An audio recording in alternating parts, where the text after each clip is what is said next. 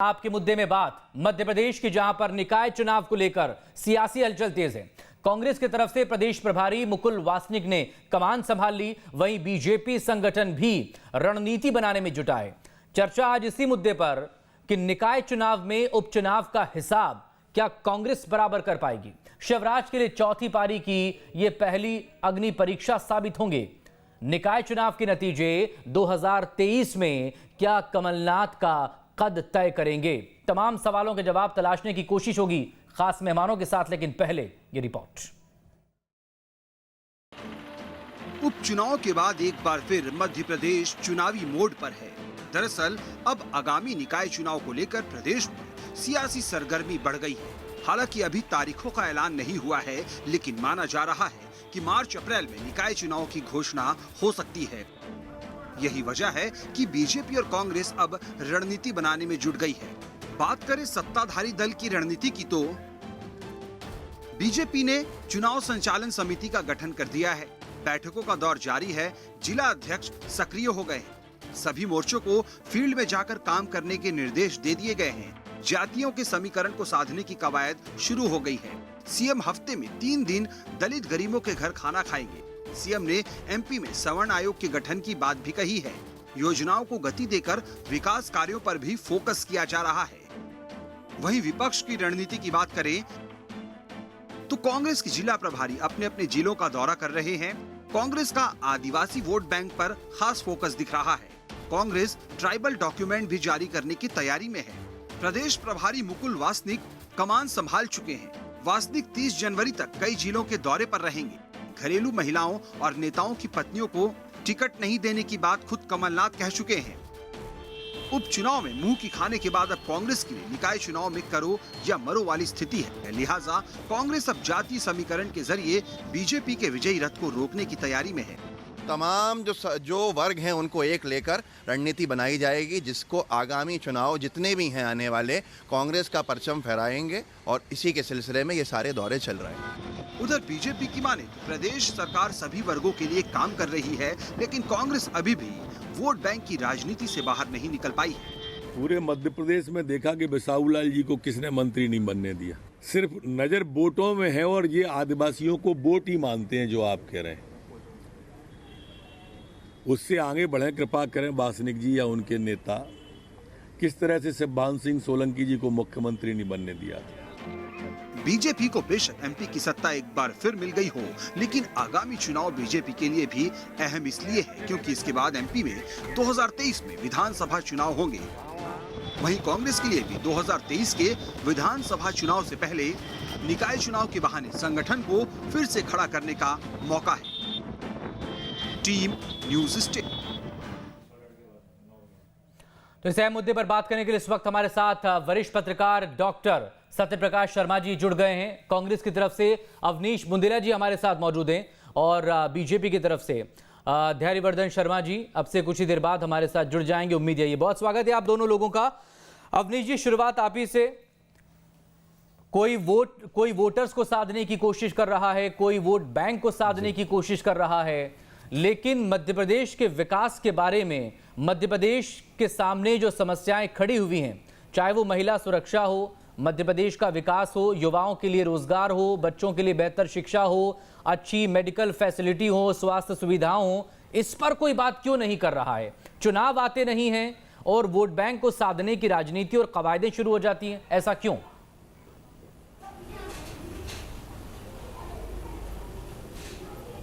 मकसूद जी, मेरे प्रिय मित्र मकसूद जी, ये बात करेगा कौन? ये बात विपक्ष तो करेगा नहीं। विपक्ष तो सदैव मांग उठाता है, महिला सुरक्षा की हम सदैव मांग उठाते हैं, लेकिन ये तो भाजपा को देखना, शिवराज सरकार को देखना है, जो सदैव मेरा संगठन, मेरा कैडर, मेरी पार्टी, मेरा प्रशिक्षण, बस इसी में फंसी रहती है। कभी सरकार जनता की समस्याओं को नहीं देखती, कभी इस ओर ध्यान नहीं देती है कि मध्य प्रदेश में पेट्रोल का दाम आज 100 रुपए 20 पैसे प्रति लीटर हो चुका है। कभी ये नहीं देखती कि पिछले 6 महीने से गैस सिलेंडर की, रसोई गैस की सब्सिडी लोगों को नहीं मिली है। 750 का गैस सिलेंडर हो गया है, 85 रुपए 86 रुपए का डीजल डिजिटल हो चुका है, निरंतर बलात्कार इस प्रदेश में हो रहे हैं। अगर सिर्फ दिसंबर की बात करें तो दिसंबर में अकेले भोपाल जिले में 15 गैंगरेप पंजीकृत किए गए, 15। भोपाल जो कि राजधानी है। अगर हम पूरे मध्य प्रदेश की बात करें मकसूद भाई, तो मध्य प्रदेश में 47,820 बलात्कार हुए हैं, जिसमें से कम 6,000 गैंगरेप हैं। ये शर्मनाक आंकड़े हैं। और हमारी सरकार है, मैं हमारी इसलिए कह रहा हूं, भले ही मैं कांग्रेस पार्टी का हूं, लेकिन सरकार, मुख्यमंत्री तो हमारा भी है, हम भी इसी प्रदेश के नागरिक हैं। तो हम कहेंगे हमारी सरकार, जो हमारे मुख्यमंत्री जी हैं, वो सदैव मेरा संगठन, मेरा दल, मेरा प्रशिक्षण, मेरे बीडी, मेरे शुभांकर, मेरे मंत्री, मेरे सिंधिया जी, इसी में फंसे रहते हैं।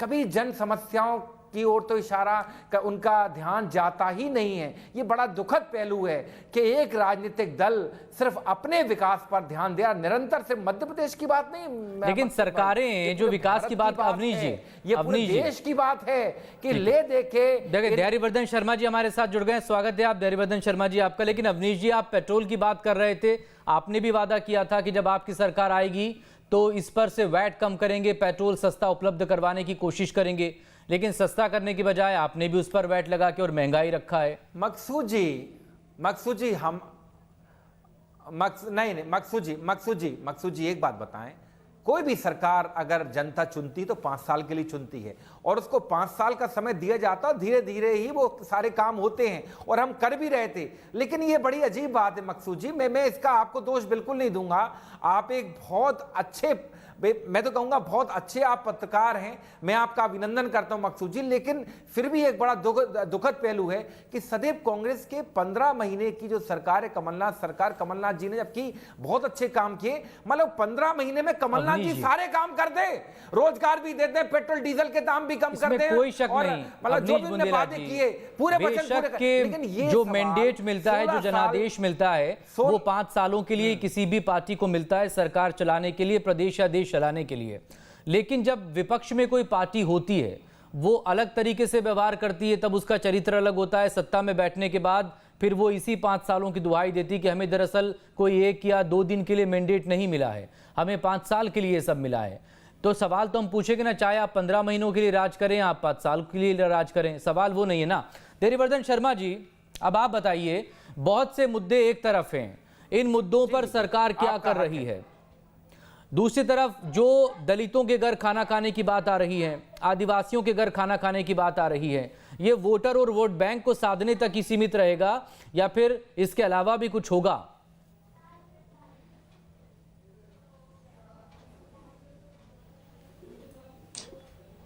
मुझे लग रहा है इसमें क्या संदेह है, यदि सरकार के मुखिया या सरकार के लोग या पार्टी के नेता उस वंचित वर्ग के घर जाकर के भोजन कर रहे हैं, तो सामाजिक समरसता के लिए इससे बड़ी पहल क्या होगी?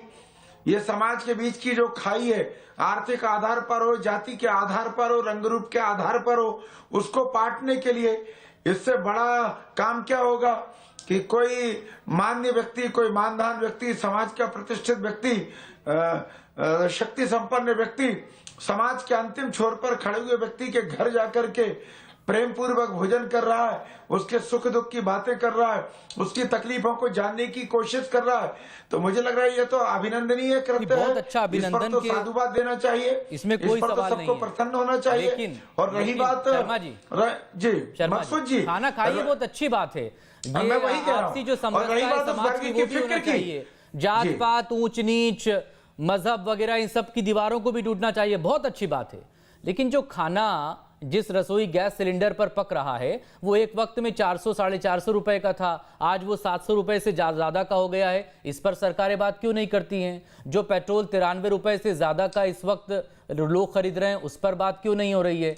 तो वो गरीब और जो शोषित और वंचित वर्ग है, उस पर बोझ कितना बढ़ा है पिछले दिनों में, इस पर भी तो बात होनी चाहिए ना। नहीं, जरूर बात होनी चाहिए, मुझे इसमें कोई आपत्ति नहीं है, पर साथ में यह बात भी होनी चाहिए कि जो गरीब माताएं बहनें अपनी आंखें फोड़ रही थी धुएं का सामना कर करके, चूल्हा सुलगा करके, उनके घरों में गैस के सिलेंडर किसने पहुंचाए?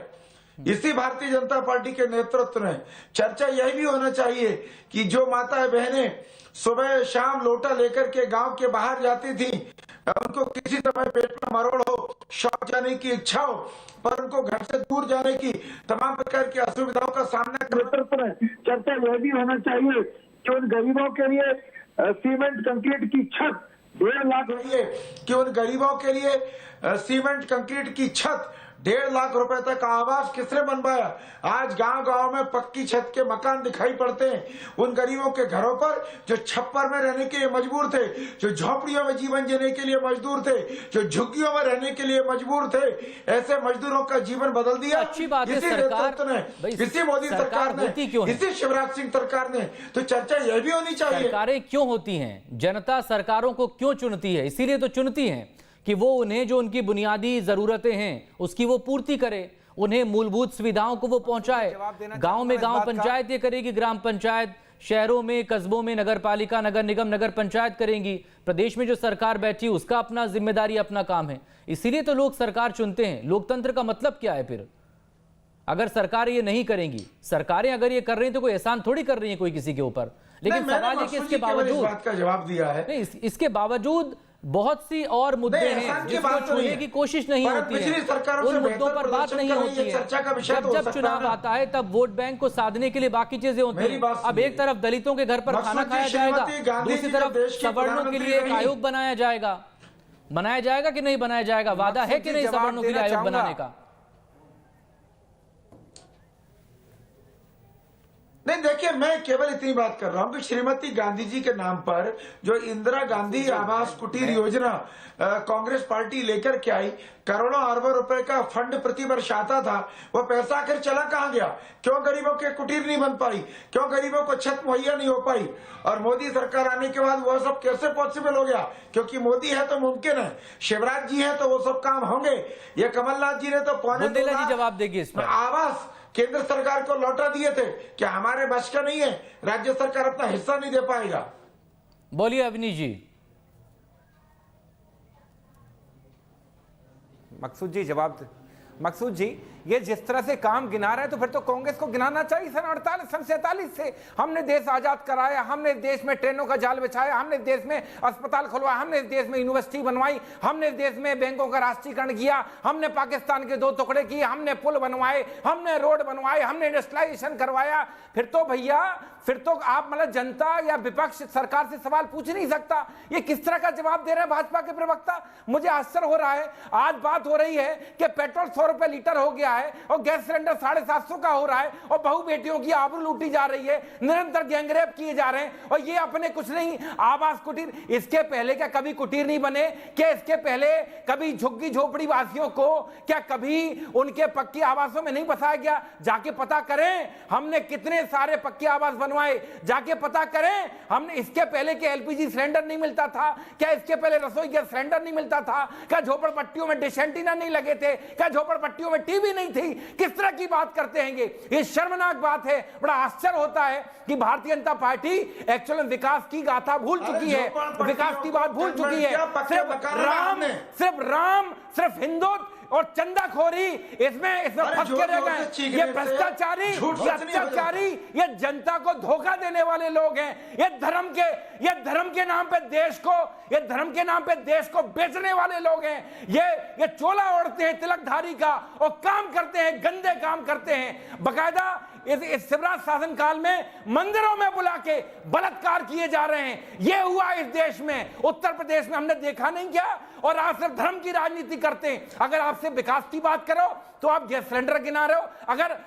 अगर मकसूद भाई आपसे पूछ रहे हैं कि पेट्रोल महंगा क्यों हो गया, तो आप अपने कुटीरों की आवास, प्रधानमंत्री आवास कुटीरों की बात कर रहे हो। अरे साहब, इसके पहले इंदिरा आवास योजना नहीं थी क्या? आप जाके पता करें जो आपके बने हैं और वो बनेंगे कैसे। मध्य प्रदेश में मामा ने नया खनिज गौण नियम बना दिया है जिससे 25% रेत गिट्टी बालू महंगी होने वाली है। वो कहां से बनेंगे? पहले पता करो, जरा अध्ययन करके आया करो। धैर्यवर्धन शर्मा जी, मेरा निवेदन है आपसे, झूठ मत बोला करो यहाँ कर। सिर्फ राम के नाम पे रोटियां अपने तथ्य रख रहे हैं, सब अपने अपने पार्टी लाइन के हिसाब से बात करें। ठीक है, थोड़ा सा शांत हो जाइए।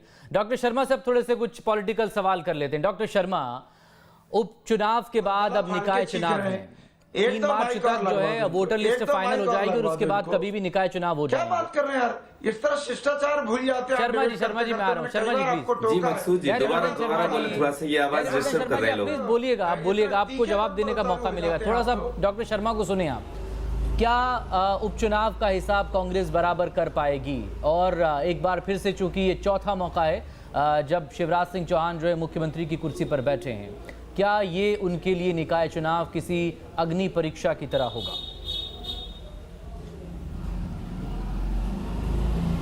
जी मकसूद जी, शिवराज सिंह चौहान 2005 में मध्य प्रदेश की बागडोर उन्होंने संभाली।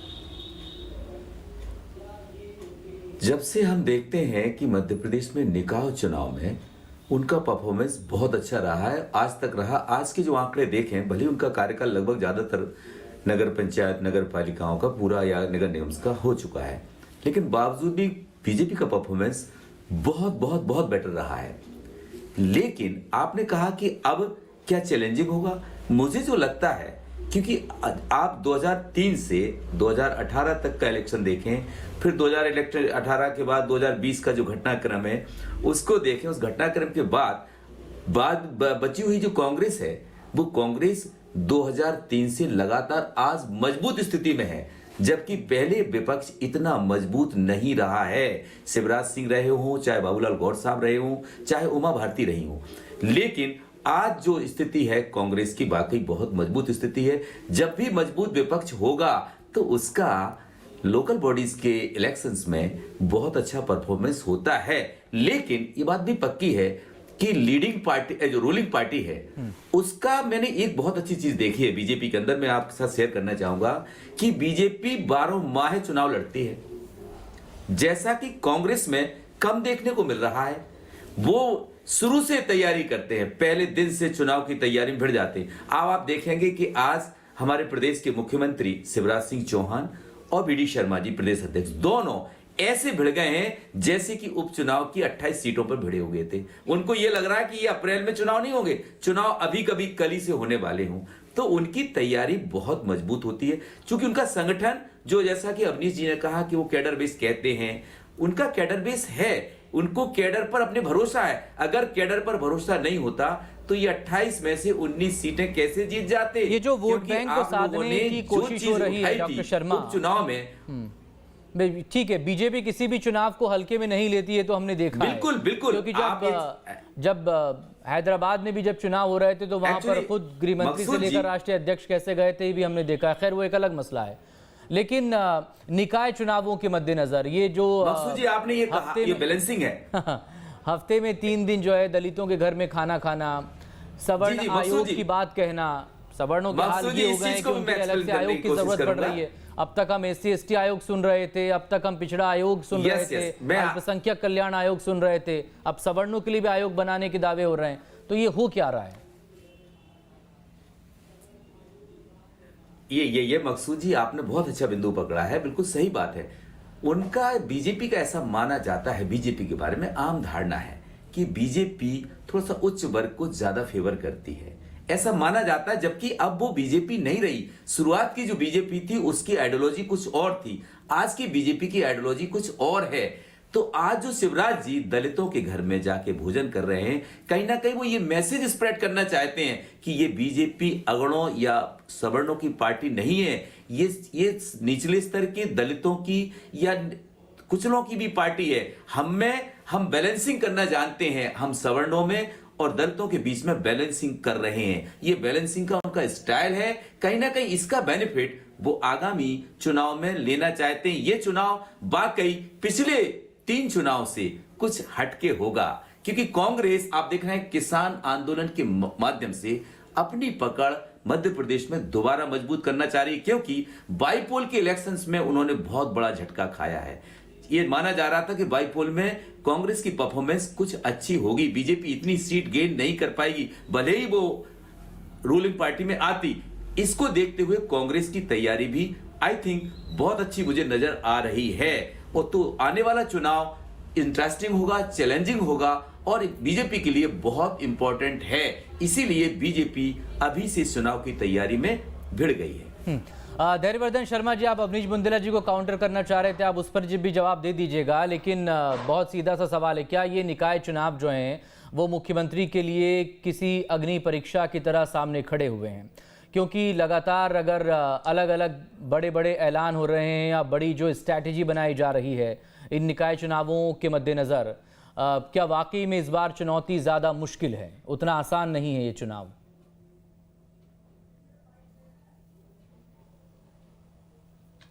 नहीं, एक तो अवनीश बुंदेला जी को मैंने कई बार रोका है, कई बार टोका है कि बात करते समय शालीनता से बात करनी चाहिए। जिस तरह से आपा खोकर के निहायत ही हल्के स्तर पर उतर आते हैं, ये शोभनीय नहीं है। विशेषकर मैं अगर कांग्रेस पार्टी को आईने दिखाऊंगा, आप बीजेपी को कह रहे हैं राम मंदिर का चंदा अंदा, वो तो ठीक है।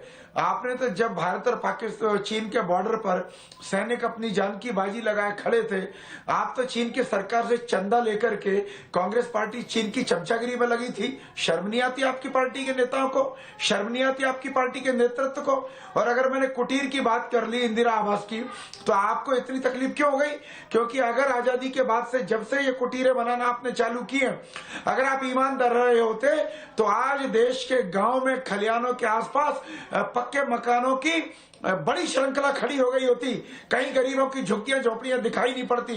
पर यह कांग्रेस पार्टी का पाप है कि वहां आज भी झुग्गी झोपड़ियां थी, जो मोदी जी के कारण से अब सीमेंट कंक्रीट के पक्के पक्के मकान वहां दिखाई पड़ रहे हैं। और जहां तक शिवराज जी का और हमारी पार्टी के परिश्रम का सवाल है, हर चुनाव को बहुत गंभीरता से लेते हैं, जनता के चरण चुंबन करते हैं, जनता के हृदय की आवाज सुनते हैं, जनता के हृदय से हृदय मिला करके अपनी बात वहां तक पहुंचाते हैं। और उसी का परिणाम है कि लोगों का आशीर्वाद हमें मिलता है। लाख जतन करने के बावजूद भी उपचुनाव में आपने पटखनी खाई है। 2018 के विधानसभा चुनावों में सपाक्स ने भी अपनी दावेदारी पेश की थी मुख्यमंत्री के उस बयान के बाद। बहुत नाराज था सवर्ण वर्ग आपसे। आज भी उनकी तरफ से एक तंज आया है कि चुनाव आया और इनको सवर्ण याद आ गया।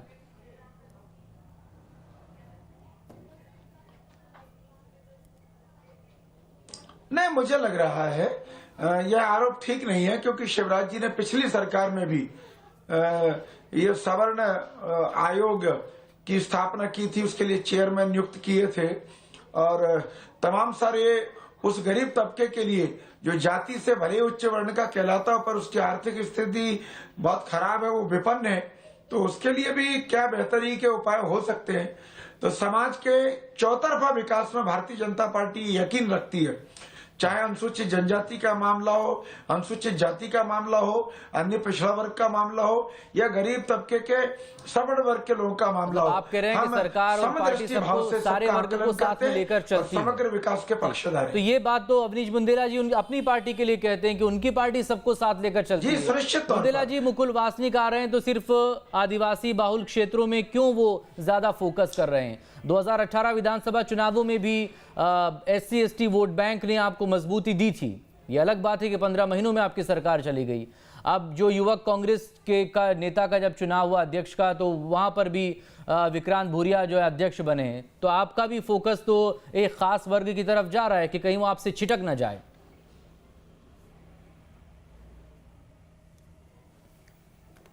देखिए मकसूद भाई, कांग्रेस पार्टी ने सदैव ही आदिवासी वर्ग को और कोई भी जो वंचित वर्ग, विकास की मुख्य धारा से जो वंचित वर्ग, कमजोर वर्ग को आगे बढ़ाने का काम किया है। सिर्फ अभी आदरणीय मुकुल वासनिक जी के सिर्फ अभी ये इस दौरे को आप उससे आंक कर नहीं देख सकते। कांग्रेस पार्टी का हर नेता, हर कार्यकर्ता सदैव उनके उत्थान और विकास के लिए काम करता है। मुकुल वासनिक जी का जो दौरा है वो बड़े प्रशंसनीय बात है कि उस क्षेत्र में जा रहे हैं। बाकी हमारी 15 महीने की कमलनाथ सरकार में भी देखें, ओमकार मरकाम देख लें, चाहे सुरेंद्र सिंह बघेल देख लें या उमंग सिंगार देख लें, कई ऐसे आदिवासी नेता थे जिनको मंत्री बनाया गया, कई सारे विधायक थे। जितना नेतृत्व हम लोगों ने दिया है, और जो आदिवासियों के आजकल जो भोजन करके शिवराज जी जो पर्यटन का आनंद ले रहे हैं, अब मैं पूछना चाहता हूं, उसी बालाघाट जिले में जो आदिवासी बहुल जिला, आज पेट्रोल 100 रुपए का बिक रहा है। आप क्या कर रहे हो आदिवासियों के लिए? एक तरफ आप आदिवासियों को जाके भोजन कर रहे हो, वहीं भाजपा के कार्यकर्ता, आप चाहे उत्तर प्रदेश देख लें, चाहे बिहार देख लें, चाहे झारखंड देख लें, मॉब लिंचिंग गौरक्षा के नाम पर कितना मारा गया, पीटा गया, उनमें आग लगा के बकायदा उनको मारा गया, कितने सारे वीडियो वायरल हुए हैं। तो ये दो बातें हैं मकसूद भाई, और अभी मैं उनको धैर्यवर्धन जी को सुन रहा था, मैं उनको बताना चाहूंगा मैं कभी भी किसी हल्के शब्दों का प्रयोग नहीं करता। हल्के शब्द, आप व्यक्तिगत टिप्पणियों पे ना जाए, मैं उनसे कहना चाहता हूं व्यक्तिगत टिप्पणी ना करें। और क्योंकि मैंने इनको आईना दिखाया है